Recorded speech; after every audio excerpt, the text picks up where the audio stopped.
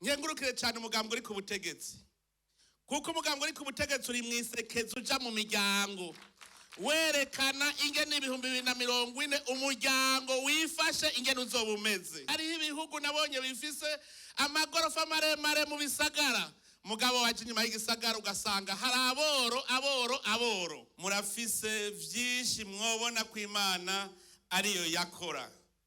Uburundi bwarahigiwe inshuro nyinshi, burahigirwa mugabo Imana irahagarara. Uno munsi duhereje umwaka turi mu mahoro, dukomera amashi Imana yacu. Kubera muri twebwe ye n'abarundi harimwe abaca intege abandi.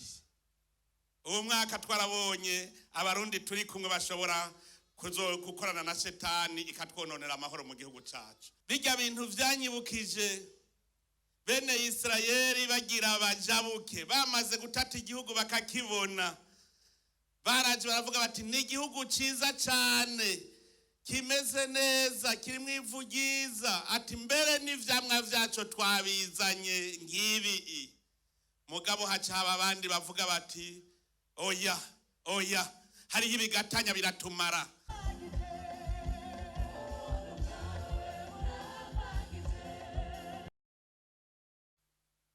Abazi icyo avuze ngaha mu gihugu cyacu, kuko turafise vyinshi bitwereka neza yuko ari Imana yonyene ihahagaze.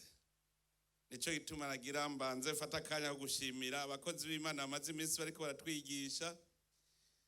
Iyo wumva ntihabuze n'abarokoka n'abakeyi, ntihabura n'abarokoka n'abakeyi. Kandi muravyibuka n'igihe byari vyabaye nabi muri Sodoma na Gomora, Imana ikavuga ko igiye kubahonya. Aburahamu yarabasabiye aravuga ati none nihaboneka 10 bobo bazima ni gute? None natwebwe rero akanakanya kuko tuza turisubirako gushika bigende neza. Ariko igikuru nuko tubona ko Imana turi kumwe.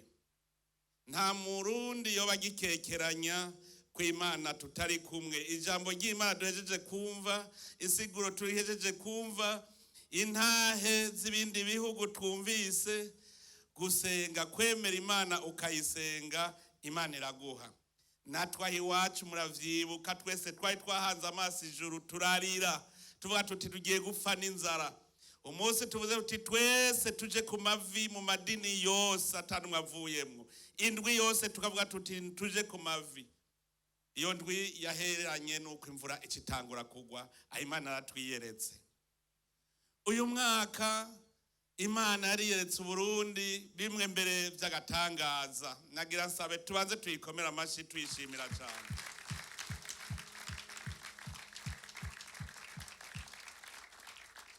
Cyane ngaha muri iyi ntara nziza ya Bujumbura murafise vyinshi mwobona ko Imana ariyo yakora.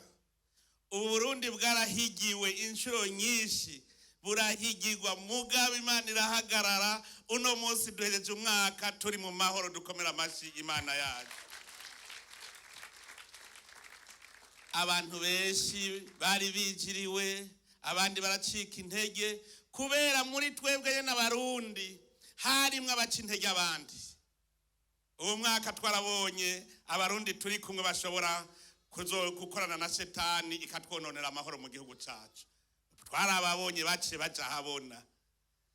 Bijya bintu vyanyibukije bene Israeli bagira abajabuke, bamaze gutata igihugu bakakibona, baraje baravuga bati ni igihugu ciza cyane, kimeze neza, kirimo ivu ryiza, ati mbere n'ivyamwa vyaco twabizanye ngibi. Mugabo hacaba abandi bavuga bati oya hariho ibigatanya biratumara. Abantu barashobora gutera ubwoba gushikaho bene Israeli benshi bagumukana Musa bavuga gusa ari gutinye bigatanya. Yosuwa na Kalebe nibo bavuye hasi. Kalebe aravuga ati mubonye ivy'Imana yadukoreye, ingene twavuye mu minwe ya Farao, ingene twajabutse ikiyaga gitukura, ubu baramaze kubona ko twe turi kumwe n'Imana ntaco tuzoba. mugabo bamwe batera ubwoba abandi bagomye batera ubwoba gushikaho Imana ishavura ikivuga iti kuva ubu ntawe ugeze mu bigero azohabona kiretse Kalebu na Yosuwa. Uwo mwaka twashoboye kubona abo bantu batera ubwoba abene gihugu, hanyuma gushika abene gihugu baratsinda ubwoba. Uno munsi turi mu mahoro kandi twese turi mu kanyamuneza, dukomera amashi Imana yacu. Ico gihe narahaboneye akandi karorero. Umuvugishwa Elize bari bamutandikiye hirya no hino bamuzungurutse, hanyuma umufasha we bari kumwe aragira ubwoba gushikaho yota umutwe. Elize aravuga ati humura kuko ingabo turi kumwe zirabasumba. Mugawe ntiyazibona. Jewe nanje narababwira ni humura, ntimuzi ingabo turi kumwe ngaha, Imana turi kumwe ntaco tuzoba, uzodutera zobibona. Arahirwa abasenga iyo dusenga gusa, kuko iyo dusenga ntirenganya. Ico gihe kubera yari yagize ubwoba niho Elize yatebera asaba ikigongo, asaba Imana ati Mukama mwugurura amaso abona ivyo mbona. Nanje hategeye nifuza nti abarundi bakwiye kubona ivyo mbona, barakwiye kubona inguvu dufise. Bica biranyibutsa kuri Gideyoni yabona ari magara make, mugabo Imana iravuga iti wewe Gideyoni ni wewe ugiye gukurako bene Israeli abafilisitiya. Gideyoni ati jewe magara make ni jewe mutoyi nta nico maze. Ati wewe ubimenye ni uri umuhizi. Gideyoni imbere ico gihe hageze ku rugamba ruba, Imana iravuga iti gabanya izo ngabo ni nyinshi, gabanya jewe ndazi ko nzokwigwanira. Hanyuma aragabanya ingabo. Hageze ku rugamba ruza, Imana arayisaba ati cikisha impumyi bajya bashaka kudutera, erega barabaye impumyi. Uri kumwe n'Imana ntuneshwa. Eliya yarahagaritse izuba rirahagarara ngo ntirirenge atanesheje umwasi. Uri kumwe n'Imana ntutsindwa. Imana yarahagaze irahagarara neza, Uburundi buragira amahoro. Amakungu arumva Uburundi gushikashigikira ivyo Uburundi buvuga. Bijya bintu si Imana yabikoze. Dukomera amashi Imana yacu. Uyu mwaka muravye umwimbo wabonetse muri uwo mwaka ntawe wari bwaboneke. Waraca ku misozi ukaraba mu gatasi ibigori biriko birera, ukaraba gushina. Ubwa mbere nabonye ibigori bisa na tiribusakumu, amababi bizize birama. None kare ko bitahora bigenda uko twabona ibigori bifise amababi y'umutoto benje. Uyu mwaka Imana yatwiyeretse. Uyu mwaka je narazungurutse igihugu cyose ndaba ingene kimeze. Niho Imana yatwuguruye amaso tubona itunga tutari tuzi dufise. Imana yarakoze ibihambaye. Na jewe kubwanje naragenza amakomine yose y'igihugu kandi ntaruhutse. Nahejeje ntasaraye, nahejeje ntamenetse n'umutwe, ntacumbagiye na gatoyi igihugu cyose arakizunguruka. Narabonye ubushobozi bw'Imana, kuko nabandi baravuga bati umuntu yirirwa aravuga akirirwa aragenda mbega araronka kanya. Mugabo ndavuga nti kubw'ubukomezi bw'Imana ndazi yuko Uburundi bwose nzobugenda ndabaha impanuro. Hanyuma ncambona ikindi kintu ntari bwabone, ingene abarundi bamaze kubumwe bakagira ubumwe mu makomine yose. Imana koko turi kumwe, ntagira umuntu n'umwe agira ubwoba. Imana turi kumwe kuko twese yadushize hamwe. Umwaka nararavye ivyabaye Uburundi imbere y'amakungu, bwaravuze burumvigwa, abarundi barizegwa. Imana ikimenyetso gikomeye cyane retse Uburundi. Abo muri Eklezia Katolika nibo bivuga neza, kubona n'isengero ya Mugera ikibanza mu mana za Mugera ikibanza abarundi bishinze kikaba arico kibanza bahimbariza mu munsi mukuru wa Bikira Mariya uko umwaka utashe. ico kibanza kigahinduka kikaba ikibanza na papa wenyene yishingira isengero yiwe baziliki. Yararungitse intumwa.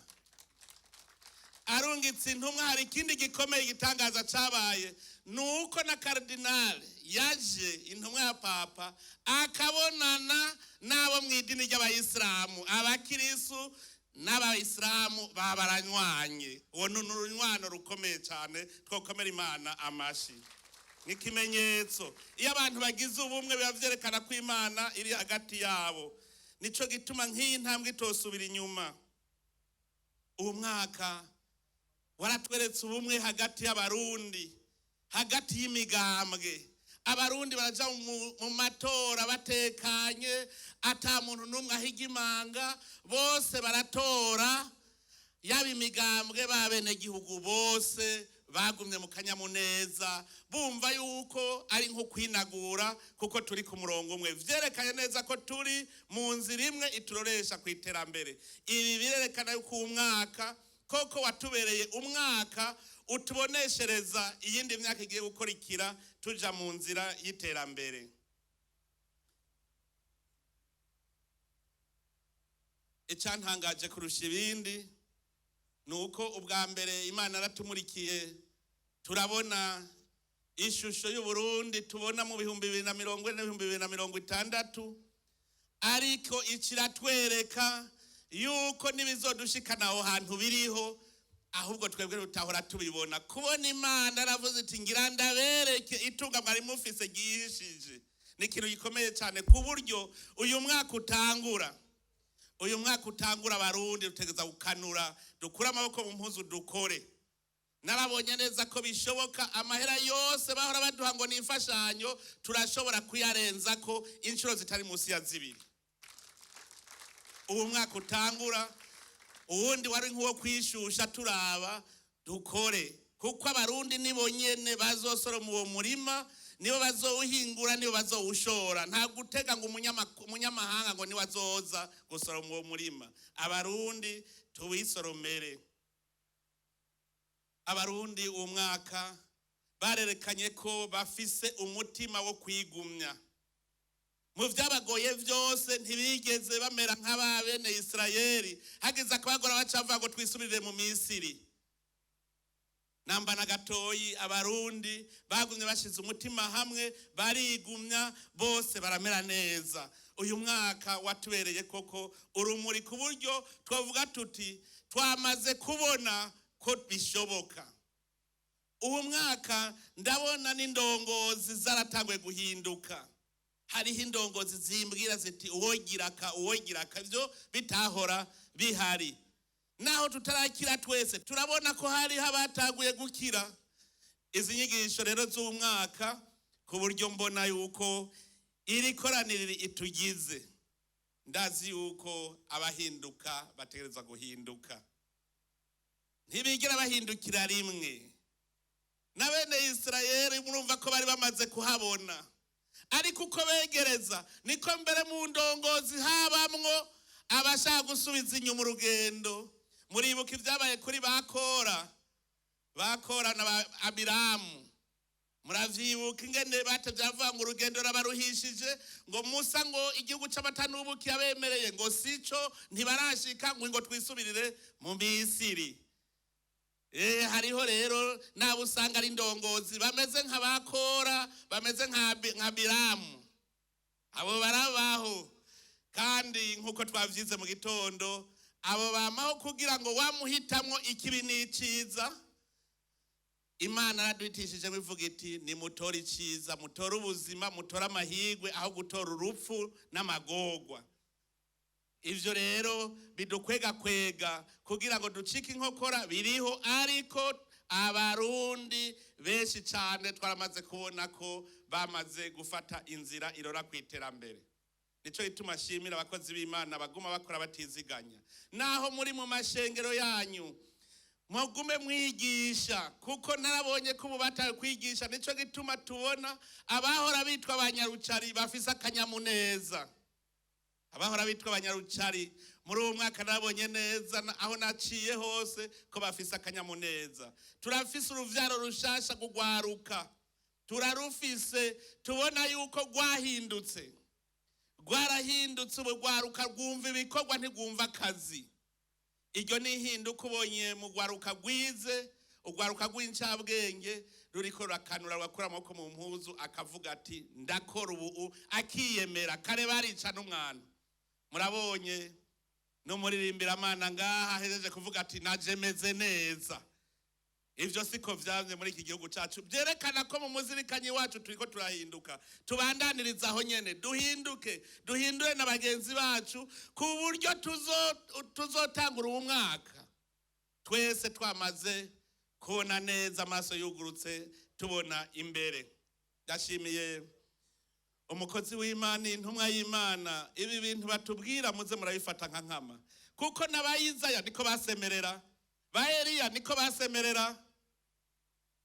Natwebwe tuze turumviriza ivyo batubwira. Hariho akantu ankebuye kandi nciye ndakavugira ngaha, nsabe abashikiranganje bose yuko ukwezi kwa mbere kohera umwe wese afise agatabo kimbona kazoza y'ubushikiranganje, ati mbega mu 2040 igisata caje kizoba kigeze hehe. Umwe wese avuge igitaba candike nawe cimbona kazoza y'ubushikiranganje, ati mu 2040 nshaka yuko igisata caje abene gihugu bazoba kibaramiye gutya, agatabo gasomeka tukakabona, kugira ngo neje atari wahari uwundi abandaniririzeko. Hariho ivyo baduhanuye bati kirazira gutunganya imigambi ku kiringo, tunganiriza abarundi babone igihugu kiriko kiraja. Hamwe umushikiranganje tumubajije tuti wewe uri kujana abarundi hehe muri iki gisata cawe, agashobora kuherekana. Kuko ntibigoye, igihugu cifashe. Nkengurukire cyane umugambwe uri ku butegetsi, kuko umugambwe uri ku butegetsi uri mwisekezo uja mu miryango werekana ingene 2040 umuryango wifashe ingene uzoba umeze. Kuko igihugu cifashe uraba bene igihugu ingene bifashe, nturaba ngo urumva ngo barasayangana. Hariho ibihugu nabonye bifise amagorofa maremare mu bisagara, mugabo waje inyuma y'igisagara ugasanga hari aboro. Ico ntikiba cifashe. Igihugu cifashe uraba ingene mu miryango bifashe. Mu mugambwe uri ku butegetsi rero ndabakengurukiye ko bihaye ico gikorwa cyo kuzunguruka mu miryango bataravye ngo uwo mu mugambwe we canke hehe, bose babigisha bati dushaka ko umuryango wifashe umeze uku, bakamwereka ico yokora. Erega hariho vyinshi bimenyetso turiko turabona. Iyo tuvuze ngo umupfuko wose uronke amahera, nukugira ngo ayo mahera agufashe kugira huba heza, agufashe yuko abana bawe biga neza, ayo mahera agufashe yuko ugwaye wivuza, yuko ukeneye gufata urugendo uja kuramutsa inshuti uronke ingene wiyunguruza. Ivyo nivyo vyerekana umuntu yifashe. Namwe murabibona yo bavuze batujya arifashe ingene abameze. Igihugu ico kijejwe naco nukuzana ivyorohereza abene gihugu gukora. Umugabo yitwa leta ntabaho. Hariho abanka gukora bazi ngo hariho umugabo yitwa leta azoza kubaha ibintu. Uwo mugabo yitwa leta ni wewe ni jewe, twese hamwe duteranye uku nitwe tugize uwo mugabo yitwa leta. Nico gituma tuvuga tuti dusonera itunga rusangi. Ndiko ndakenguruka ingene ababijeje gutunganya itunga rusangi bariko barabikora ku buryo dukorera ku mugaragaro. Hakijya gihe dushora ubutare ku mugaragaro, ni ibintu vyiza kuko ruzoratwerekana hinjiye ngahe azokora iki. Hageze guca amabarabara duca amabarabara, hageze kugira imiyaga nkuba kugira bene gihugu bashobore kwiyungunganya tugira imiyaga, ingomero z'imiyaga nkuba. Hageze kubaka amashure meza twubaka amashuri meza, ibitaro vyiza, kuko ivyo nivyo bisabwa yuko abarundi twese tubikoranirako, kuko ni vyacu twese. Tuvuze ibarabara rigenderamwo bose. Nico gituma ingingo ikomeye ari yo kubungabunga ikigega cy'igihugu. Ubwa mbere tukamera nk'abari mu muzinga w'inzuki.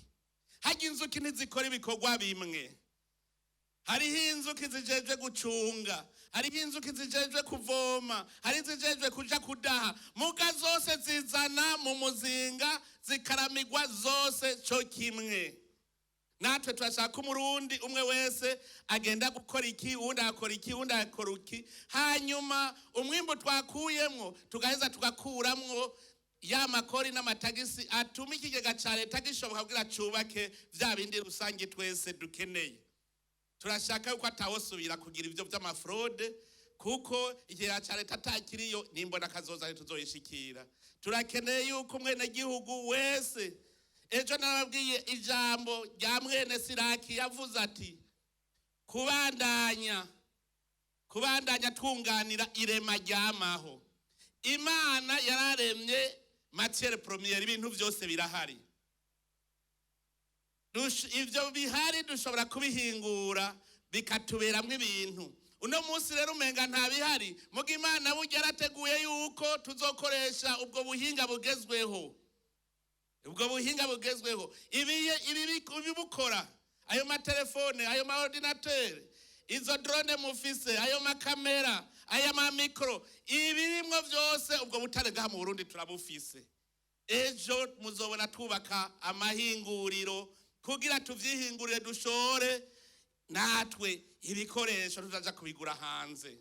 Nico gituma umurundi wese nitwaba dushaka cagi uko kiba c'amata n'ubuki ko twacinjiremo turimwo dukore.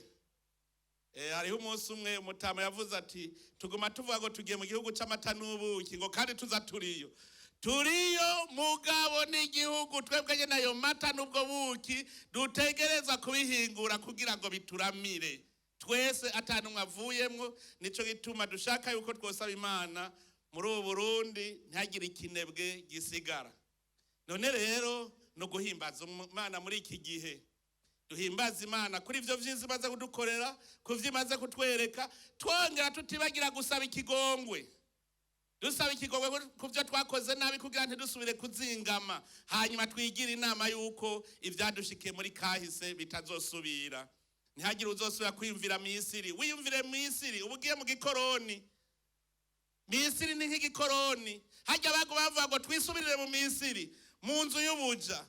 Ni nka kujya uvuga ngo dusubire gucurwa ufuni na buhoro twisubirire mu gikoroni.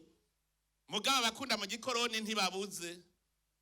Murazi ko hari n'abagize ameru y'inyama bagacavuga bati ngaha nta nyama tubona ngo twisubirire mu Misiri. Ni wacu rero birashoboka, mugabo twese abarundi ntitumere nk'abarya, tuba abandi bantu. Twebwe tuba abarundi, iki gihugu cacu tucubake kitubere koko amata n'ubuki.